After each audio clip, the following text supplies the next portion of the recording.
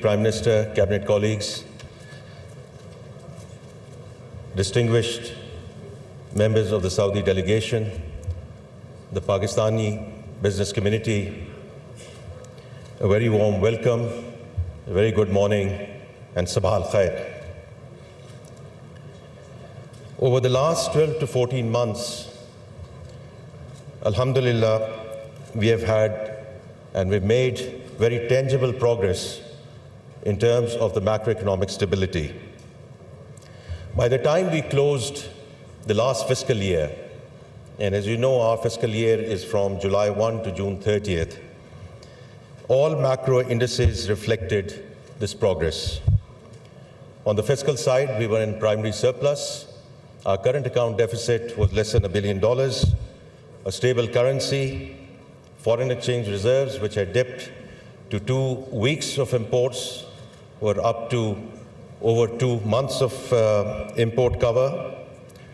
The downward trajectory on inflation, and I'll come back to that in a moment, reduction in the policy rate, and all outstanding dues to our foreign investors got paid before we started this fiscal year.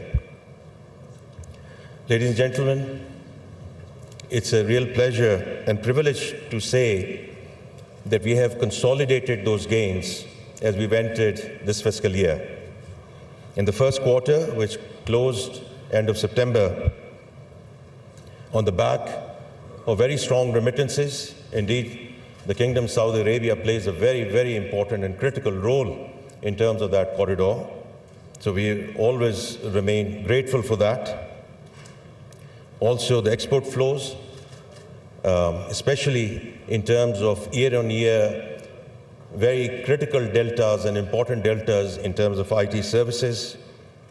Inflation, which had peaked at 38%, for the first time in September, all indicators, whether it's the headline inflation, whether it's the core inflation, whether it's average inflation, alhamdulillah, came down into single digit, and we were at 6.9%. And inshallah, that trajectory will continue as we go forward. And on the back of that, we've seen the reduction in the policy rate. There's more to do on that front. But especially the Pakistani business community, which is sitting here, all our friends, hopefully are seeing jo samarat hain uske in terms of the reduction in Kaibo, because that's what impacts you in terms of your lending rates. And inshallah, we will continue to see those markup rates continue to come down so that we can start seeing lending back into the private sector. And when we talk about the private sector, someone just mentioned to me that, and I want to say that in a lighter way, that last time I was here at this conference, and this is the second summit, I'd said if the private sector has to lead the country, then the private sector has to be sitting in front, and the government functionaries have to be sitting at the back. So I'm very grateful to the organizers of this conference who have exactly done that, where we give due credit and remain respectful to our business communities, both on the Pakistan and the Saudi front, in terms just of the seating plan. Now coming back to the economy at the moment, now what we've seen is on the back of this macroeconomic stability, we have seen credit rating upgrades. Now there's more to do on that front as we move towards B- at least. We have seen institutional flows coming back into the country, both on the debt side and on the equity side. And yesterday, we actually saw an all-time record high of Pakistan Stock Exchange. As a finance minister, I am slightly cautious about taking credit for the stock market, but it is a data point, and I thought it was important to mention that data point. We also had, during September, IMF approve and their board approve an extended program for the country. It has really two implications and two reasons why we wanted to go into this extended program. One was to bring permanence to the macroeconomic stability, and I just mentioned a few things which are happening on that front.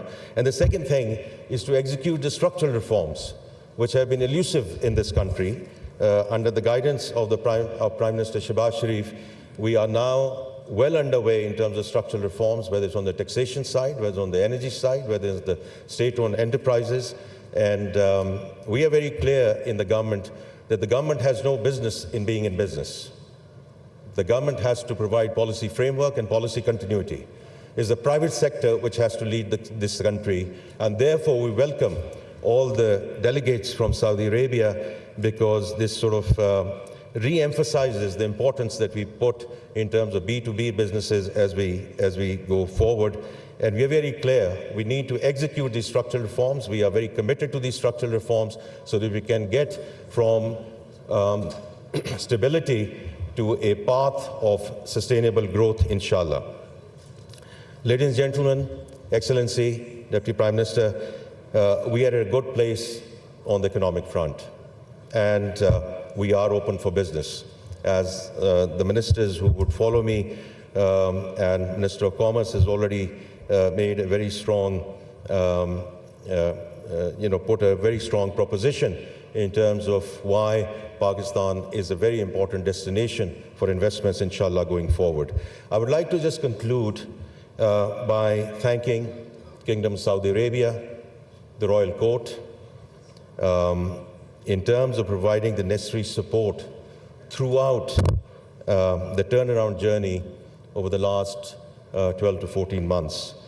And I would be remiss if I don't express my personal gratitude to my dear brother, Minister of Finance, Honorable Al-Jadaan, with whom I have interacted over the last 6 months very, very frequently. And I do want to, as I said, express my sincere appreciation and gratitude for his personal guidance, his engagement in terms of where we are. We owe a lot to him and the Kingdom of Saudi Arabia. Thank you very much.